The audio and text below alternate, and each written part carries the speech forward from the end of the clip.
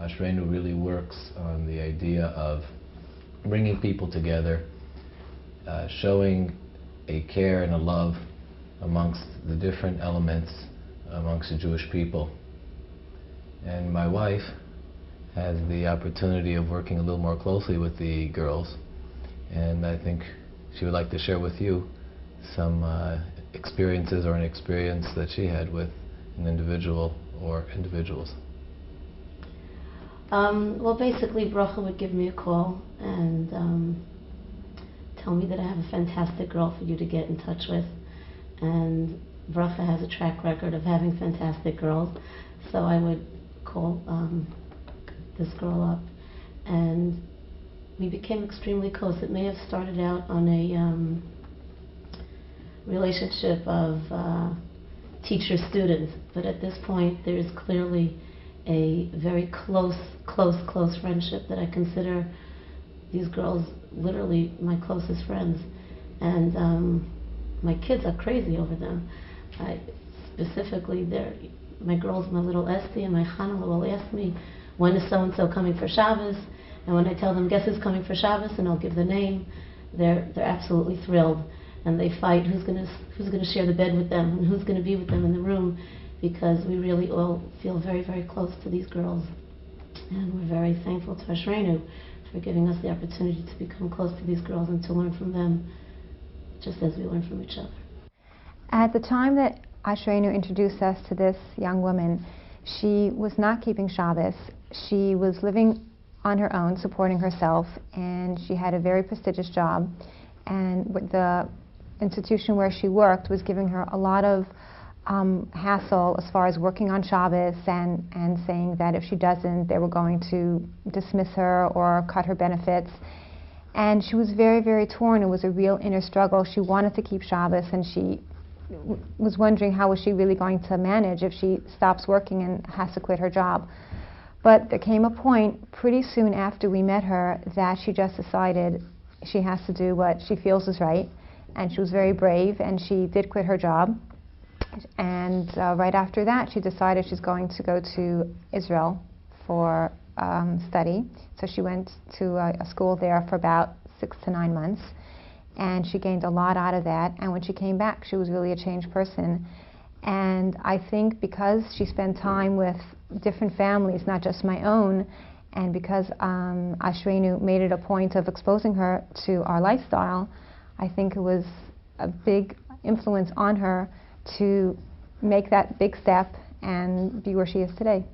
There was a girl from Ashreinu who came to our house, and she stayed here for nearly 6 months, and our family became very attached to her.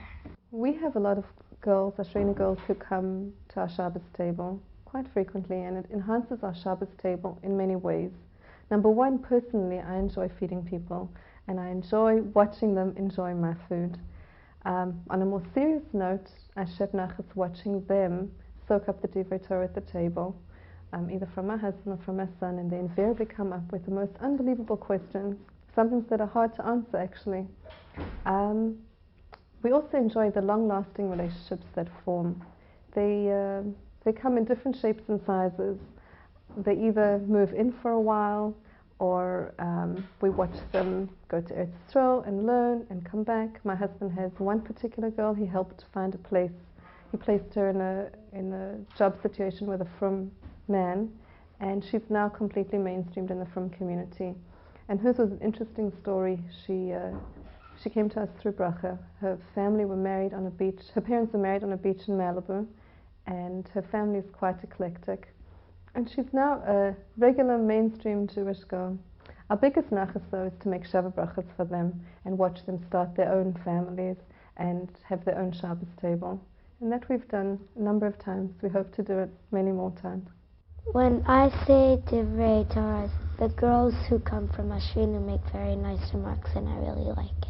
Many times the girls come from limited backgrounds and so on. I think this girl was raised in like a home in Brentwood or somewheres and really knew very little in terms of Yiddishkeit, but deep down always had a sense and a feeling that she was really lacking something.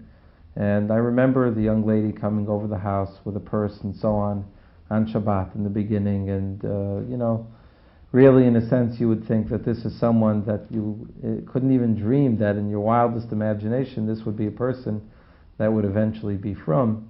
And a few weeks later this girl was keeping Shabbat, and a short time later she went to Israel to study, and the girl's currently married to a frum Jewish boy in Eretz Yisrael. So it was a unique opportunity for us and something to be very proud of, and also to then be able to share in the simcha afterwards and to go and dance by the chassan of someone who's really come closer, and to feel that you've had a little bit of a share in the mitzvah. So it's a unique opportunity. We have girls from Ashreinu. It's very nice. Our whole family gets involved. The kids, I see that they fight over who is going to give up their bed for our guests, and it's a nice midah to develop in our children. Coming from an Orthodox background, I'm usually used to doing these things by rote, and without asking questions, I just accept these, responsibilities. And now, when these girls come, and ask us, like, why do we do these things, and what's the reason behind it, it gets me thinking, why am I doing these things also? And I learn to have an appreciation for it, for why I'm really doing it rather than just doing it for rote. Working with bracha, you just feel like you're part of something so special and something so eternal. These girls come and they're just asking questions. They're not even sure what they're looking for, and they come and we go through the whole process with them, and they become like part of our family.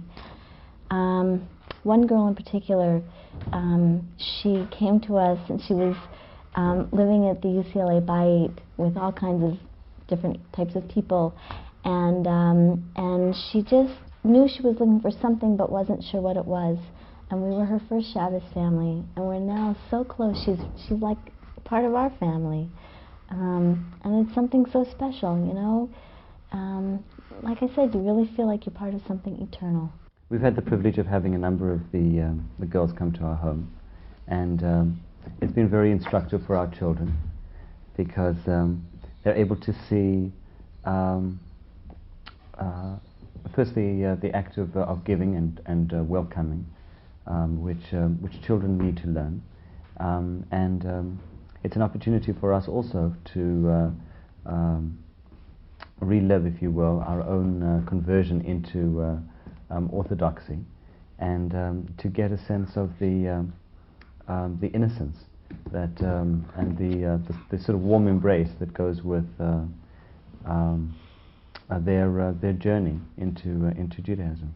Well, Erev Shabbos, I always do things last minute. I'm a very last minute person, and as a matter of fact, my husband always says, I can't get Mimi a microwave because then she'll make Shabbos 10 minutes before Shabbos. So anyway, basically my usual instructions are that when people come, or I get new guests for Shabbos, I shouldn't send them to me early before Shabbos, 10 minutes before Shabbos, just perfect. And in one particular story, with Wendy, who I love to pieces, I specifically said not to come early, and I guess the messages got mixed up. She came like an hour before Shabbos. She had never spent a Shabbos anywhere. She wasn't sure what Shabbos was. I was in a tichel. My kitchen was flying. Nothing was finished. I didn't know what to do. I just grabbed my daughter and I said, quick, sit with her and just make any conversation you want to, and we'll just get through till Shabbos starts. And it was the greatest Shabbos. She thought I was a little crazy, and then everything just worked out so beautifully, and she ended up going to Neve, and I said to her, Wendy, you go to Neve, I'm going to visit you. And I did. I went to Eretz Yisrael. It took me 12 years to decide to go, and Wendy's the one that clinched it. For the family, I think it's wonderful for them to see that our home is open and that guests come into our home, and it's a good thing for children to learn to share. And they have to share their tati, and they have to share their home, and it's a good experience. It's a form of giving, and it's a mitzvah, and I like them to see it. I learn a lot from them, because growing up we don't question a lot of things. I never stop to realize in some instances why I do this, why I don't do that. And because they're so specific in every step and in their growing, it actually makes me learn as they explain it to me, or as they accept another thing and another thing and another thing. It's so exciting to see not just them growing, but also to understand their steps and to understand why they got there. So Bracha had phoned me several times and asked me to invite a certain girl. And I didn't get round to it, and I didn't get round to it, and Bracha was very persistent, and finally I thought, okay, I'll invite her. And I phoned Dina, and she eventually came to us, and she was just delightful. And I found out it was very hard to get her to the Shabbos table because everyone wanted to invite her.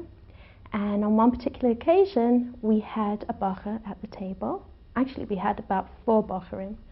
And at the end of the meal, it was an evening meal, and I said, would it be possible for one of you to walk Dina home? At which point, all 4 bacherim kind of fell over themselves. And one of them took her home, and after quite a long courtship, they got married. And Baruch Hashem, they have 2 children. They're living in Yerushalayim right now. And I kind of feel like the grandmother when I see those children. And, I feel that's a real success story. The story's actually both funny and wonderful. I don't know if you're aware of, if you've ever met, I should say, Bracha Zaret. She has been extremely persistent and persuasive. I was introduced to her, and the day after I got 1 phone call, and the day after that another phone call, and many, many more after that. She wanted me very much to teach someone, and interestingly enough, everywhere I seemed to be going, from the time she started calling me, I bumped into Bracha. I would be at the cleaners, oh hi, did you think about teaching? I think you'd be so good at it. And basically that's what she did to me for quite a number of weeks, maybe even months. And I guess she made a believer out of me, because I actually said, yes, I'll teach. And I was shocked, because I had a tremendous fear of teaching. I thought I may do an injustice to Ashreinu. I wanted whoever I would be teaching, of course, to be interested in Judaism and not to put them off it. And I was terrified, basically. Turned out it was a wonderful experience, and it is a wonderful experience. You will be meeting Olivia. She's the young lady I've been teaching, and it's been wonderful for myself and my family. In fact, the end result, I should say, is that my husband, who probably would never have thought of doing it, is actually doing outreach work too, by teaching someone once a week as well. It's the most fabulous feeling, having someone come to you at least once a week and also spend Shabbos. Spiritually, it uplifts you, and it's just beautiful. And I'm happy Bracha called me now and was persistent and persuasive, because I would probably have never have known this. And I can only say that her persuasiveness actually must get her somewhere, and it certainly did in our case. So there was another girl that Bracha introduced me to from Ashreinu. She was interested in getting married, and after speaking to her quite briefly, I suddenly had this bright idea for someone for her to meet. And after meeting maybe twice, 2 or 3 times, they decided it was very serious, and they continued dating for a while, and that was it. They got married, they have a baby, and it gives me a lot of nachas to see their children.